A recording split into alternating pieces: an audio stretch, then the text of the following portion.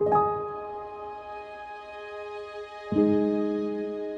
we're continuing on. This is part 8 out of 10 on wisdom. We're doing a 10-part series. As you know, we alternate Old and New Testament, and so we're back to the not Old and New Testament, but Old Testament. We finished the New Testament. Now we're doing topics, but now we're up to part 8 of Proverbs, and we'll just continue as we are there.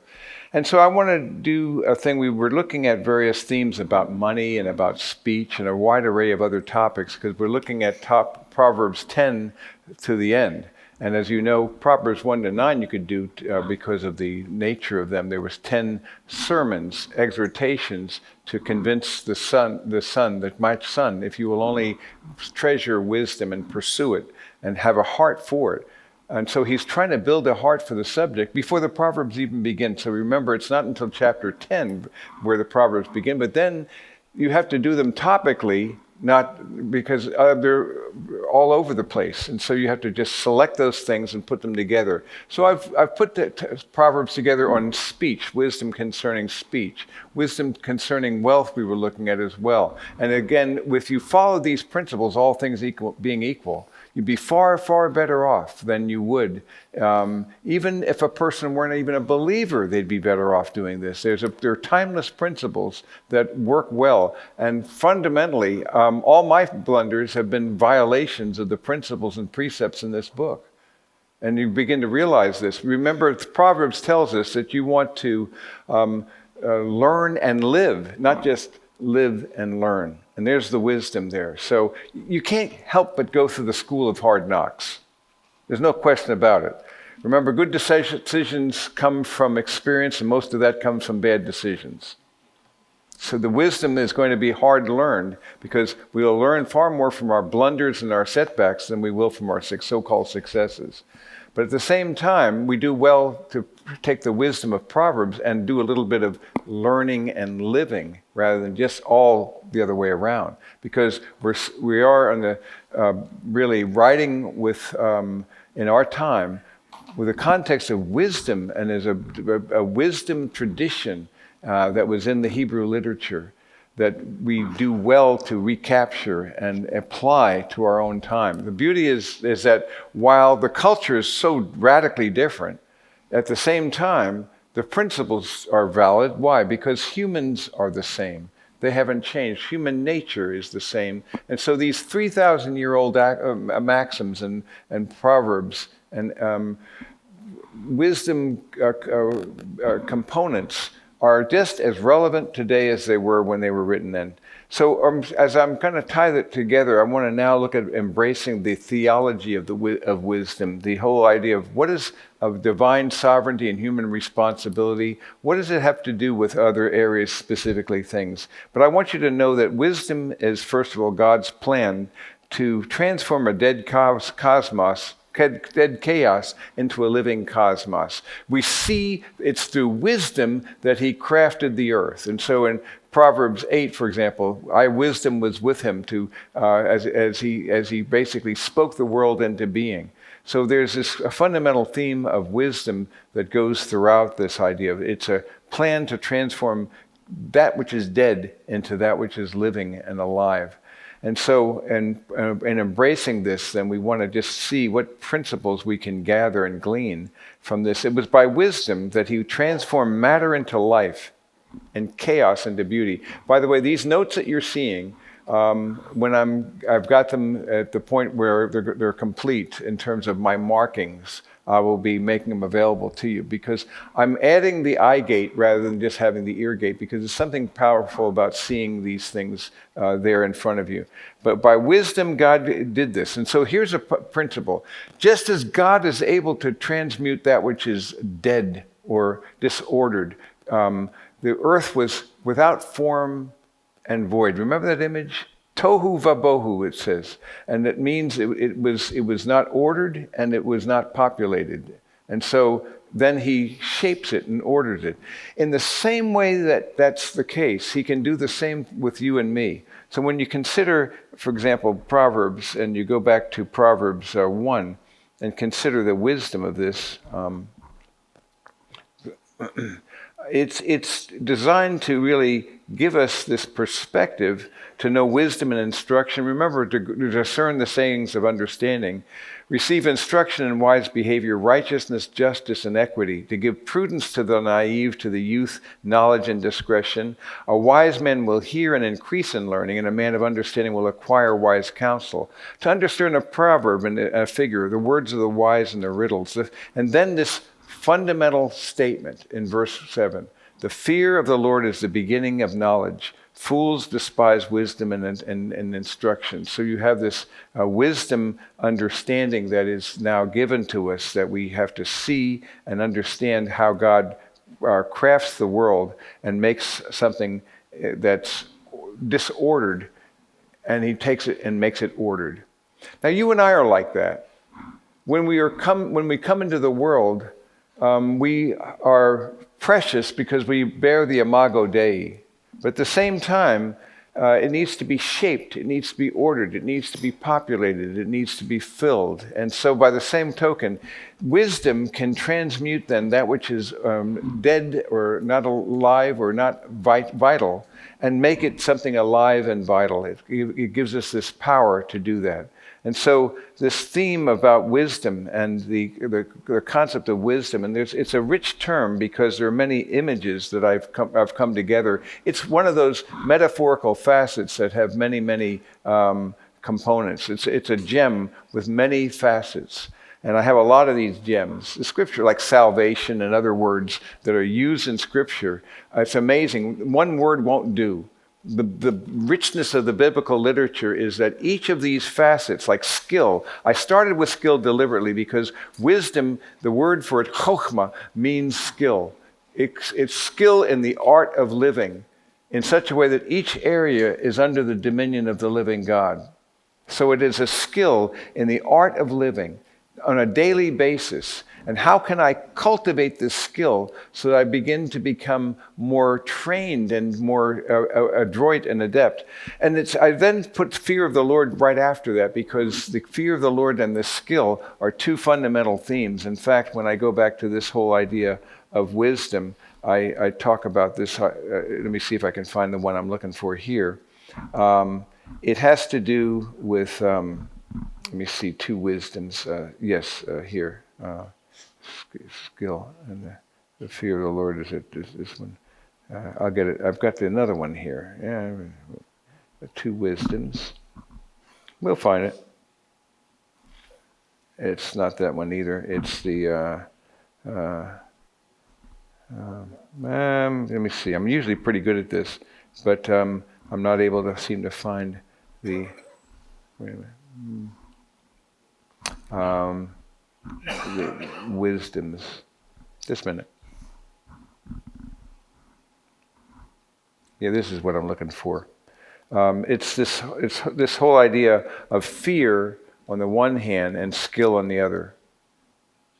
And the idea, I emphasize the fear of God, which is the foundation. So knowledge, obedience, discernment, humility, instruction, insight, and counsel are all components of this idea. So it involves the fear of God as well. And so knowing this idea, this fear of the Lord, and discernment and knowledge and prudence and understanding, each of these is a kind of like a facet in that gem. And so there are multiple images, and they're subtly different from one another. So you put them together, the total is greater than the sum of the parts. This is a life that is worth living, and to receive instruction, to gain insight. It relates to the character of the wise, in equity and justice and learning and counsel and reproof and truth and goodness and beauty, nobility, humility, obedience, rightness, patience, diligence, and perseverance. So I found a lot of terms that illustrate this idea, because it is a rich image that's multifaceted, as I said before. So going back to this concept then, by wisdom he can take your life, this raw material, and by training and understanding, and it requires discipline to do this. Training involves discipline. And to gain skill, you must put yourself under the tutelage of the master.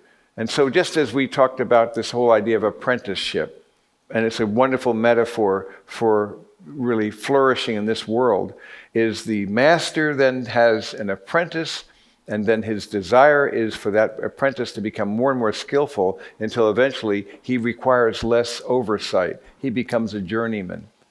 And then the journeyman, the master will look at his work less frequently, but he'll have a higher standard and demand more and more. Sometimes he'll even destroy a piece of that looked pretty good, but he'll destroy it and say, you can do better than that. So there's lessons in that. But his intention is that that journeyman will eventually become a master. And in fact, if the master is a good one, he's not threatened by the possibility that he will have someone who becomes a better master than him. The idea that you train yourself and you replicate, and it's an intergenerational, transgenerational thing. So in this very real way, we are all called to become agents who connect wisdom with other generations as well. And so the older we get, we want to become intergenerational sages who then carry that thing that God's given to us, hard-earned wisdom and insights and things we've learned, and to make it available to others, because it's really, we have something of an obligation, a ministry to do this, because to whom much is given, much will be required. So his intention is to take that raw, unshaped material and through discipline and training to turn it into something that's precious and valuable. Just like Oholiab and Bezalel. Remember those two characters? Why not? I didn't think you would. God gave them special abilities to build all the things in the tabernacle. That's correct. So they were called, Oholiab and Bezalel were the ones who fabricated the tabernacle, and they had skill and wisdom, and they were able to take raw materials and shape that and order it so that they could take gold and they could hammer it and turn it into the lampstand, and they could take flax and turn it into linen and then dye it and weave it and embroider. So they take raw material that's valuable, but it's not shaped yet. And it needs to be, through discipline and training, take that potential out. And that's what we're trying to do as well with other people in our lives. And so that's what discipleship's about as well. The whole idea of apprenticeship and in the school of obedience to Christ and becoming like him as well. So God can take our own chaos and our unruliness, and he can order us and make us something meaningful and profound. So you have this whole idea of let there be light, just as God spoke one into our darkened hearts. Let there be light, life, and love, and his desire that be a moral path, a light we can willingly follow. And that's really the concept that we're looking at here. It's a very relational term as well. It has to do with a relationship with the living God and the relationship with knowing who he is and what life is meant to be about. So wisdom is about relationship. It's wisdom about work. We talked about wisdom about money, about character, about speech. But what is the source of wisdom? And again, we see that the fear of the Lord is the beginning of wisdom. And so it becomes a realization that all these things are gifts and callings that we are to have and to pursue. The fear of God is very important. We've seen this many times. There's a spectrum of where it leads to humility. At the very least, the fear of God has to do with a mindset of humility, not arrogance, of receptivity and training and receptivity in terms of hearing the word and being humble and recognizing that I always must learn. But then a higher level is a bit of a sense of awe, a sense of the holiness of God sometimes. And when he mediates himself a bit less, it can even become a holy dread, because you can see in instances in Scripture where God mediates himself just a slight bit less. No one could endure him as he is, but he reveals himself a little bit more. And then we see another level, a holy terror. I've shown you this before, that there are certain encounters with the living God. I'm undone. I'm torn apart. And there are these ones in Isaiah 6 are ones, Ezekiel, Daniel, Acts, and Revelation. Each of these instances, they fall on their face like a dead man, and someone has to lift them up and bring them back to receptivity. So this holy terror. But there's a spectrum. And at the very least, though, you want to have the attitude of a subject before his king, as a one who would do the will of the one who is your master and your Lord, because so he is.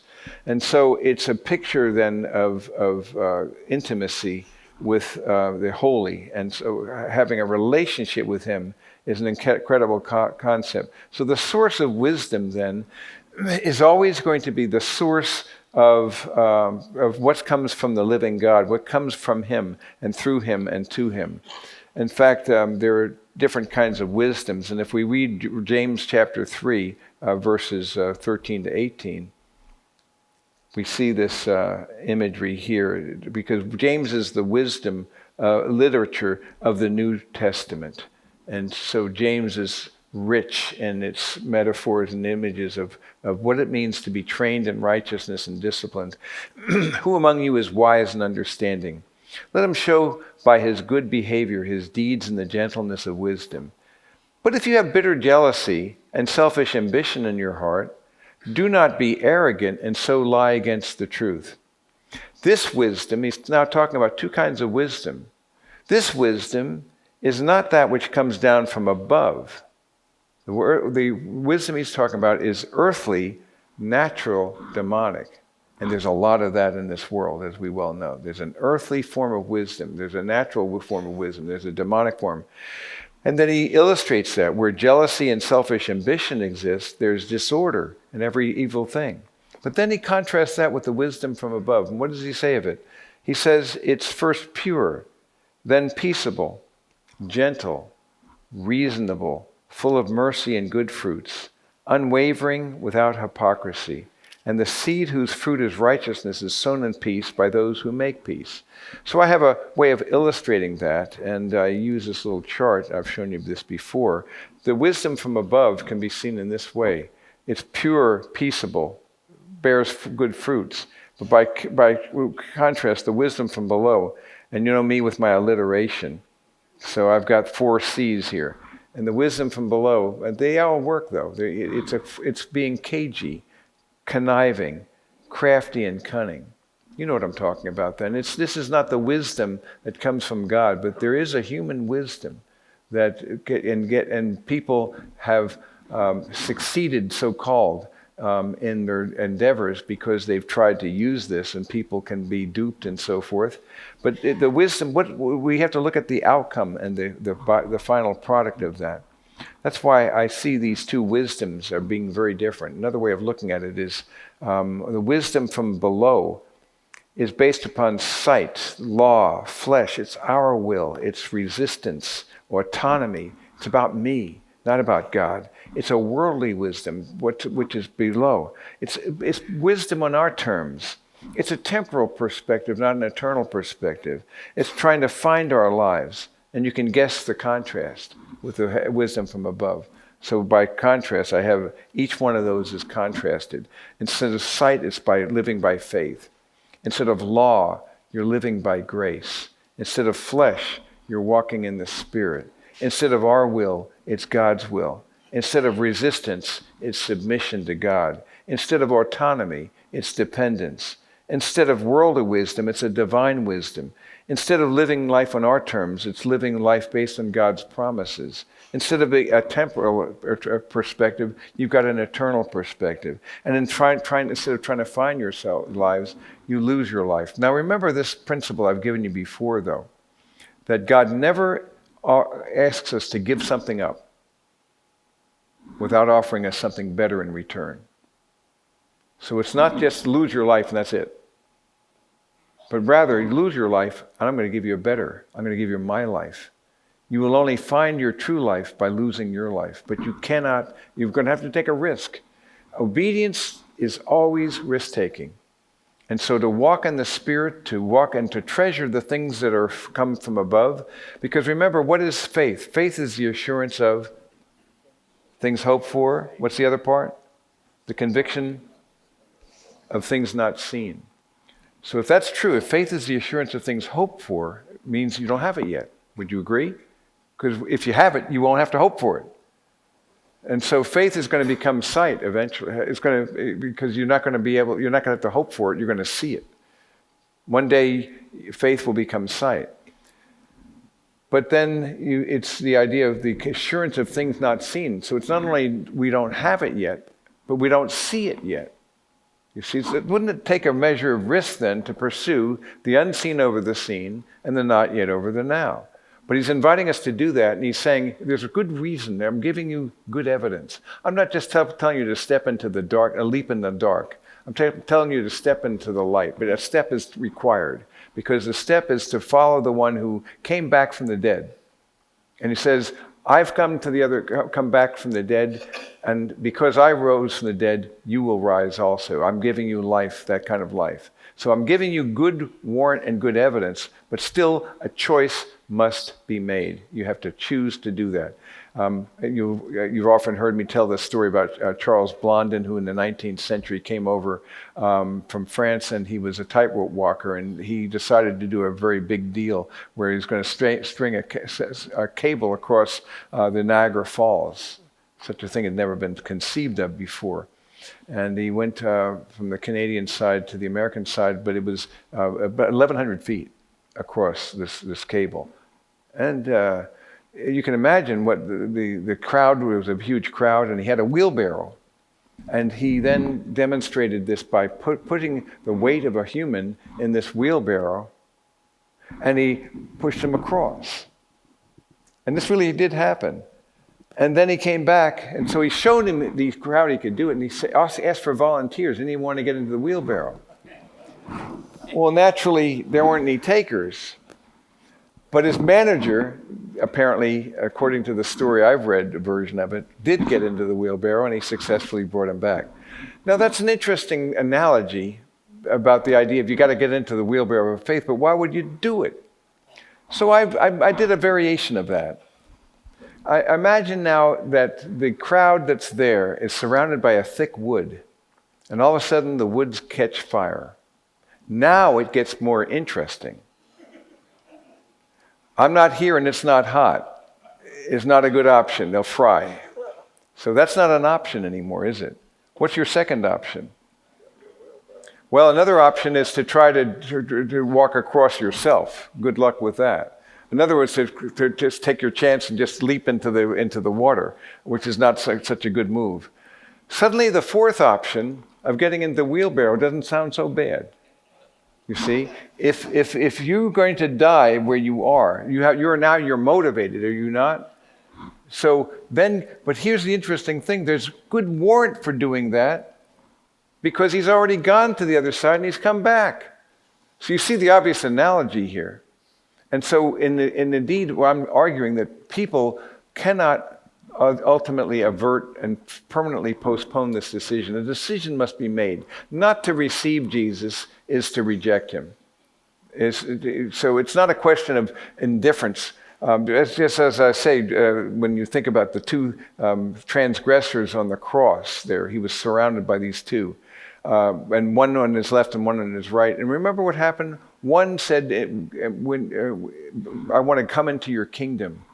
So he put his faith in Jesus. This day you will be with me in paradise. It was a wonderful moment. But the other one rebelled against him and did not embrace him. So you had one who received him, the other one who rejected him. But there was not a third thief of indifference. You see, those represent the only options. He was flanked by the only choices you've got, either to receive him or to reject him. But if he's offered his life for us, to ignore him is tantamount to rejecting him. You don't have that option. So I want to bring people to the point where they are before the cross and they have nothing in front of them but that naked decision that I have to either receive or reject. And so I invite people, at least you owe it to yourself to make an informed decision as to whether you receive him or reject him, don't you? And that's why I give him Jesus in his own words, or the Gospel of John, and say, look, hear what he said for himself before you, so that you can make a more informed, intelligent decision as to whether you receive him or reject him. It's all appeal to their pride, but you owe it to yourself. So, but going back to this chart that we have up here, these two wisdoms, any questions on that? Because this is a fundamental contrast that I wanted you to see. It's pretty important, yes. There's when you have a question, our little method is to go to the microphone in the back. Open mic, yeah. And so that way everyone gets to hear you. No, it's on that. Yeah. This is for the Zoomers, but that's our method now, and it works well. So if I see someone back there with that mic, then I know I'm going to stop and ask a question. That's our method. So you're always open. It's always open. But I wanted to see. Yes. Turn it on. It also helps to have it on. Is there ever a time when the earthly wisdom is good? Like I wrote it down. Now I can't remember it. Foxes and dogs. So, like resistance, you're using your earthly wisdom to resist evil, but do you need to submit first to have the wisdom to resist? Yeah, I think there is a form of earthly wisdom that can get you so far. And if you look at this, here's a little chart where if you looked at the earthbound side, it'll get you so far, but I think the grace side will actually get you farther. You see, so there is a degree to which earthly wisdom can be effective, but it's bounded and it's limited. It doesn't have the power the other. But frankly, this works well in our world. This works very well, but but it's not going to achieve the outcome of being pure, peaceable, and good fruits. And so that's a big difference there. Yeah. I don't remember the verse exactly. Wise as a fox, gentle as a dove.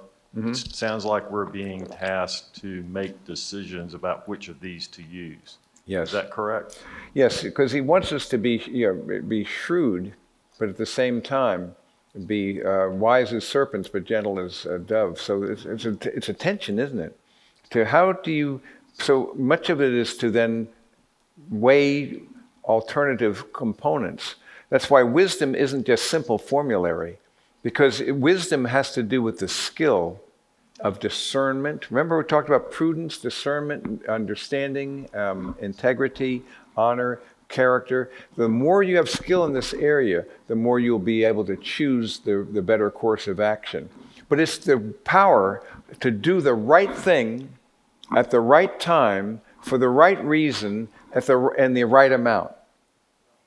So that requires person-specific, situation-specific, relationally specific decisions, does it not? There's a subtlety to this. That's why the precepts and principles in Proverbs are more refined than the broadsides of the prophets. It deals with particularities about your use of wealth, your use of how long you should have a neighbor over, even, you see. I think it was William Gladstone who said, guests are like fish. After 3 days, they begin to stink. So, the idea is that but the idea is that there's a kind of a worldly wisdom, but you have to recognize that you want to have something that carries you further. So it's faith-based in that sense. Yeah. And Ken, isn't there in Luke where it says that the people of this world are smarter than us? Yes. And so therefore the ultimate resting that we should have is obviously where I think you're telling us. That is correct. So in Luke 16, he speaks about this idea that say to you that the sons of this age are more shrewd, is the term he uses, in relation to their own kind than the sons of light. And in other words, people who have a temporal mindset live more consistently in light of that than we who have an eternal mindset. And the reason for that is because the eternal is harder to take a greater risk to pursue the unseen over the seen than not yet over the now. So we have to cultivate and train that and become a relationship in which we begin to see, no, this really does make a difference. But the fact is that people in this world are more consistent. But he says the application is make friends for yourself by means of the wealth of unrighteousness, so when it fails, they'll receive you into the eternal dwellings. The wisest thing you can do is to treat things according to their true value. That's the smartest thing you can do. So treat the temporal as if it was temporal. Hold it with a loose grip. And treat the internal as if it's precious. so that you're going to pursue a better portfolio than that which is going to be left behind. So the wisest person then, as he says, make friends for yourself by means of the mammon or wealth of unrighteousness. So your time, talent, and treasure are all temporary. They'll all be gone. But if a person's wise, what will he do? He'll leverage those things that are passed away as time, talent, and treasure, and to transmute that into the currency of relationships by building truth into people. And those are the two things in this world that will go on forever. The Word of God is going to last forever, and people will last forever. So the wise person then leverages it in that way. James. Yeah, I was just reading about that reward of relationships and conforming to his image in chapter, I think it was session 12, actually, Yes. the workbook. Yes. Phenomenal to understand that. But Yeah. I feel like in some of the circles I'm in, I constantly hear this dichotomy from the older generation, and this is a good group that probably understands this already, so I'd love to be equipped to speak to that generation. But I always hear, I have great wisdom because I'm older and I've been through it all. And I just kind of sigh because I don't look at wisdom at all connected to age, especially in today's world. And you've already hinted at that with the fear of the Lord as the beginning of wisdom. Not the length of your experience. Yes, and in notice the business world. humility up here. You see, is it up there? Yeah. So humility is one of the components of that. So the arrogance of autonomy is very clear. So yes, a person can be wiser than his teachers in that respect, but there's a wisdom that we want to have. But it requires, though, an integrity and a movement. But the whole principle is, though, to become an intergenerational sage and to move forward with that. But there are many people who are young who can actually, if they have an appetite for the subject. So really the whole thing is to have a heart, have a desire for it. And part of wisdom is the realization of humility. And so the wisest people I know, the people who have the greatest skills as well, are the ones who know enough to know how little they know. So it's epistemic humility, that they know how little they know. And so the best scholars I know, the best teachers, are the ones who are aware of their abysmal ignorance. You have to know a certain amount to know how little you know. And so humility is a huge virtue. But I want you to notice then it's not by the flesh but by the Spirit. So these contrasts that you see here are very important for you to embrace. So it was important for me to zoom down into that. And there's another component as well that I wanted to focus on, and this is the Galatians principle. So it's also not only the James idea, but Galatians as well. And this has to do with this whole idea of the works of the flesh versus the fruit of the Spirit. And the flesh manifests itself, as we know, in immorality, impurity, sensuality, idolatry, sorcery, enmity, strife, jealousy, outbursts of anger, disputes, dissensions, factions, envying, drunkenness, carousing, and things like these, in case we missed anything out. It's interesting because you're dealing with, first of all, moral sins, and then religious sins, and then social sins. But the fruit of the Spirit, by contrast, is love, joy, peace, patience, kindness, goodness, faithfulness, gentleness, self-control. When you encounter a person who walks in the Spirit and manifests that fruit, that's a desirable person to be with. You see, it's because the person, that's who's Christ-like. So the best summary of the life of Christ is those 9 qualities, because he embodied all 9. Now, here's an interesting contrast, though, the fruit of the Spirit versus the works of the flesh. So we're called to manifest love, and the works of the flesh manifest themselves as unforgiveness, hate, rejection, and hostility. Instead of joy, the world seems to manifest itself in bitterness, resentment, despair, depression, insecurity, and worry. So the contrasts are interesting to just note in this manner. Into the opposite of peace: fear, discord, strife, jealousy, and nervousness. The opposite of patience: intolerance, impatience, and restlessness. Instead of kindness, the world and the flesh manifests cruelty, harshness, and aggression. Instead of goodness, it's malice, wickedness, and depravity. Instead of faithfulness, disloyalty, infidelity, dishonesty. Instead of gentleness, it's stubbornness, pride, and cursing. And instead of self-control, it's rebellion, lust, and gluttony. So it's an interesting manifestation. The contrast couldn't be greater. And again, which one you want to be like? You see, it's pretty obvious. But you cannot manifest the fruit of the Spirit unless you're walking in the Spirit. So it requires a training in righteousness in which we become more engulfed by the Spirit and inviting Him to actually oversee us. And so this becomes a very important principle. We have to deal with what's my, in the warfare with the flesh. The flesh is neither improved nor removed. It's this power of sin in our members. And it's not going to go away until the judgment seat of Christ. When you see Him, then it will be dealt with.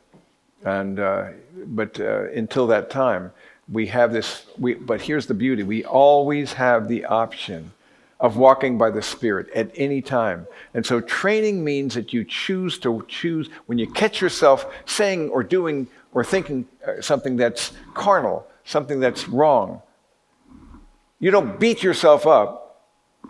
Instead, you thank Him for the grace of that realization. And you return back to the Spirit. And the beauty of this is that you are never more than a decision away from the will of God. So you can choose to walk by the Spirit. So God's not only told you how to live, but He's given you the capacity to do it. So you can't reform or improve it. It can only be put to death. But when you walk by the Spirit, then you put aside away the deeds of the flesh. Because you see, you have a victorious position. You have been transferred from the domain of darkness to the kingdom of God in Christ. You've been transferred from the line of Adam, which was leading to separation from God, and now you've been in the line of the new Adam in Christ, who now no longer a condemned criminal, but a beloved child. You've been adopted into the family of God, and with this new identity, you have actually been identified with Him in His death, burial, and resurrection, and that the old self died and the new self became alive, so that you can choose to walk in that way, but the flesh is always there. You can always go back to it. You can always revert to it. It's very easy to do. It's not going to be removed or improved. But at the end of the day, though, you can train yourself to become more habituated by walking in the Spirit more than walking in the flesh. Does that make sense to you? So it's training and skill. So laying hold of that source of power that's always available becomes really the key to this spiritual life. So the power of sin is still there, but it doesn't have to have dominion. I can reckon myself to be dead to sin and alive to God. I can submit myself to His purposes and not be overwhelmed by resolutions or self-will or domination by the flesh. And so that can be overcome by walking in the Spirit and putting to death the things of the flesh. There's a path of fleshly domination, as we know. It can start with thoughts and leads to choices and habits. It can lead to a loss of control, and in some cases even a bondage or a domination, and where you actually now inviting even an evil supernaturalism to be involved. So there is a movement away from, so a thought reap an action, so an action reap a character, so a habit reap a character, so a character reap a destiny. So it's the small things matter. So we can move from that, and really, we all have a flesh signature, do we not? And I've shown you mine. These are the 4. And so for my flesh signature, what I choose to do then is to, mine is, these are the 4.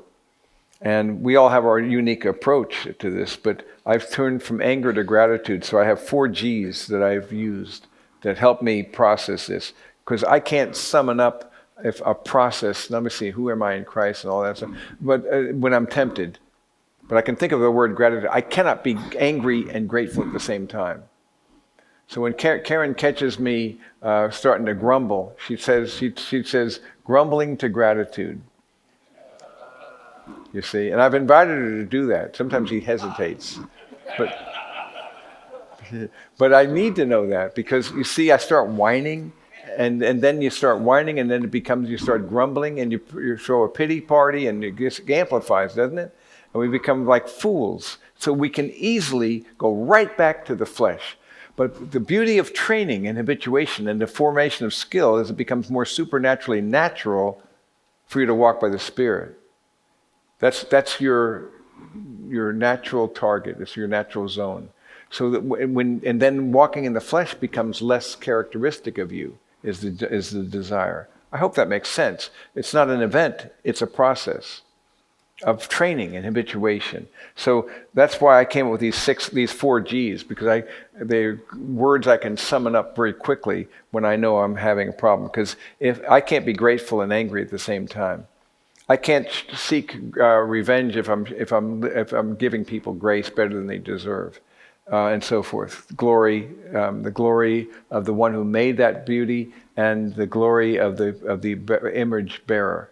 So it's a way of goodness. Instead of complaining of what I don't have, be amazed at the goodness of what God's given me. So this is a mindset that I think is very important for me. So I ask you to consider your own thing, because each of us is going to have a unique flesh signature. Why is that? Because each of us has a unique spirit signature. What do I mean by a spirit signature? I believe every one of you in this room is going to manifest the life of Christ and his glory in a way that no one other human being ever could or will, even in the ages to come. I think each of us uniquely reflects and refracts the life of Christ. So we have a unique spirit signature. If that's true, it would follow that we have a unique way of distorting that life in a way that no one else quite does. So that's what I mean by a flesh signature. So it's just a way of understanding and looking at this. It's a very important principle for us to see. So the wisdom it's a height of folly and arrogance to suppose that we can attain this through our own efforts, the things that only God can provide for us. That's the whole idea, is to realize, no, this comes from him and through him and to him. And so one of the things that I love the idea that it's not us seeking God, it's God who seeks us. And I want to do a session on the uniqueness of Christianity sometime with you. I'm planning to do that. I have a little thing that I do. It's in 4 or 5 categories: ultimate reality, the first act of creation, the fall, redemption, and consummation. I'll just pull out a couple examples of what I mean by this, so that in ultimate reality, it's absolutely unique. No other tradition affirms the existence of a triune God. But you have to have 3 persons in order to be loved. You have to have more than one person to be loved. And so Allah and contemporary Judaism and Yahweh are really monotheistic in the sense, but Unitarian. And so that they don't have a relationship. But it requires for there to be an I, thou. You have to have more than one person to be loved. Does that make sense to you? So the uniqueness, it's the basis of an eternal community of loving persons. And so it's a loving, eternal loving community. And so then I see as well that he's unique because he created all things out of nothing. And so we talked about, and I'll talk about this a bit later, but instead of putting ourselves in the uniqueness of only Abrahamic religions affirm that the fundamental human problem is a corrupt will. And so ignorance isn't the problem. It's also redemption, grace over works. Only Christianity offers salvation from sin by grace alone.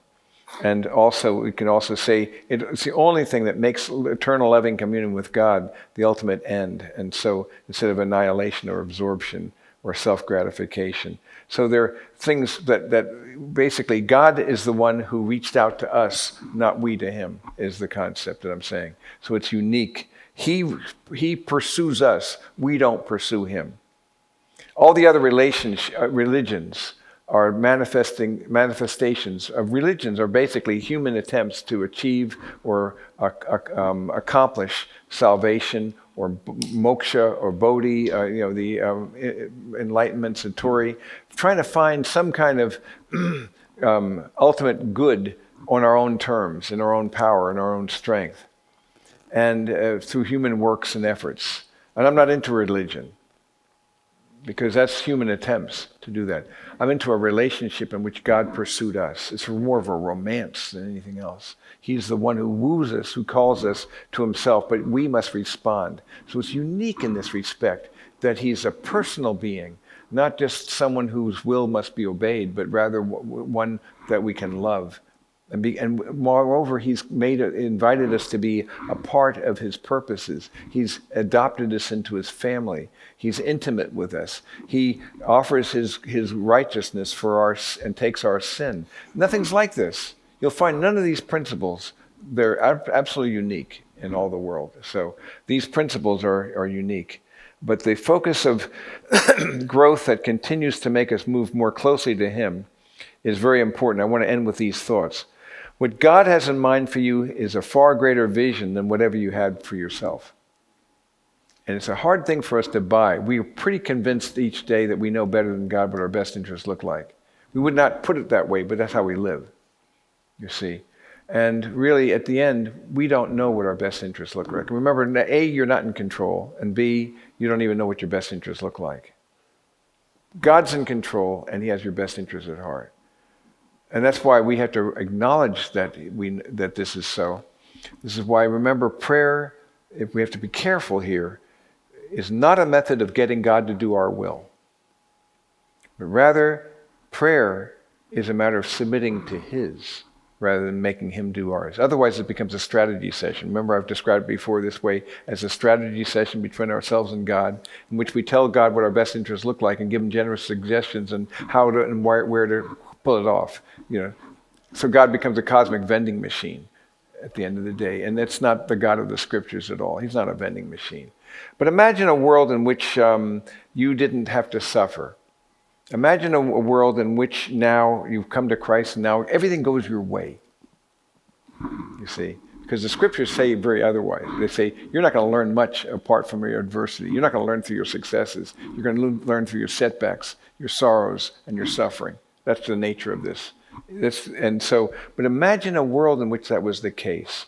We would be intolerant because it's precisely through the use of suffering that God forges Christ-like character in us. He uses adversity because if we had our own desires, we would only go through circumstances the way we want. Everything would go our way, and that might sound good to us, but suddenly all your prayers are answered when you want them, how you want them, exactly the way you would like them to be. What do you suppose your life would be like? You'd be arrogant. You'd come to look at God as a vending machine. To do your part right, God's obligated to do his part. And then after a while, who needs God? So it begins to open to the prosperity gospel, and you're using it to get your purposes done. And so, have you really grown from that? So, remember Garth Brooks' song, "Thank God for unanswered prayers," because, golly, there are a lot of prayers that I'm glad he didn't answer, that I wanted to think. I was pretty convinced it was the right thing. Looking back, we would have been ruined. And if you're really honest about it, how do you know? You see several options in front of you, many choices, perhaps. Some look more appealing than others. But how do you know what the outcome is going to be? How can you know what your best interests are? What would you need to know in order to know what your true best interests look like? You need to know the future. You need to be God. What appears to be a good choice could be a cul-de-sac. It could be missing an exit on the interstate. And then you have that privilege, having done so, to go 5 miles or more, to go backwards to where you started from. So part of wisdom is to stay off dead-end streets. It's to not miss exits. It's to notice in advance, to be wise enough to hear his discernment and his calling. So my point is, true wisdom comes only through the process where God lifts us beyond our own expectations and brings us beyond the things we would have chosen for ourselves. That's really what wisdom's about. Any comments or questions on that? There must be some. We covered a lot of territory today, but contrasting the worldly with the fleshly and so forth is important to do. Here's a question. But it's amazing because this is an inexhaustible concept for us. And once again, remember the concept as I show you these qualities of wisdom, these facets of this gem. These are desirable qualities that these are the things that are people who embody these, manifest them, are worthy of emulation. Because God wants you to be a living word. He wants you to be a living epistle, known and read of all. He wants you to be a letter. He wants you to be a fragrance of Christ. So he wants you to be the Word becomes flesh. And so the Word who made the world is now in you. So the living Word is now the indwelling Word. And so that's a beautiful thought. What question? Is this on? Yeah. One of the things I struggle with, and I'm sure others do as well, is I tend to rank sin. It's like I may have done this, but at least I didn't do that. And what's God's perspective, would you say to us on that? That's a good word. That is. Yeah. The real, it's when people think, there's certain sins are worse than others.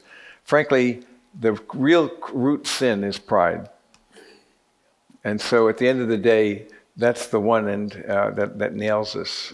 And so it doesn't, yes, there are certain things that we have, like murder and so forth, that are pretty bad. And the social sins and so forth, the consequences. But at the end of the day, sin is sin. It's disobedience to God. And it's not a question of ranking, but it's a question of the pride that we have, that we try to do things on our terms. So I think there are sins of even saying a harsh word to another person. It's not like murder in that respect. I understand that. There are different consequences. But actually hating your brother in your heart is like murder. Because you see the one who's murdered, he hates his brother in his heart. So there is the sins of the spirit, in many ways, are more nefarious than the sins of the flesh. Dante got that right in the Divine Comedy. But the idea here is that the sins of the spirit can be more injurious. That's why treachery, being a traitor, is so low in that. So it may not be in a legal sense as nefarious as murdering a person, but in a spiritual sense, there is a fundamental corruption that we must all realize. Every one of us is capable of, there's no boundary to which we're capable. So when we hear, for example, in Galatians 6, and this is one of those principles that I find is not very well practiced, Galatians 6, when somebody falls, you hear about a brother or sister, somebody who's a famous figure in the Christian world, perhaps. What's the response we have? We often basically shoot our wounded. And so here it says, if anyone's caught in any trespass, you are spiritual, what should you do? It says two things. Restore such a one in a spirit of gentleness, rather than just condemn them and do virtue signaling, using that as a vehicle for doing that. It's not pretty what I see Christians doing when another is hurt. But the second thing, and this is an interesting one, is the second part is each one looking to yourself, so that you too will not be tempted. You and I are capable of everything we've seen another person do. Don't kid yourself. And the sin of pride then is so nefarious. So sin is anything contrary to the character of God. Righteousness then is walking in light of that character and allowing his character to infuse my life with the indwelling life of Christ.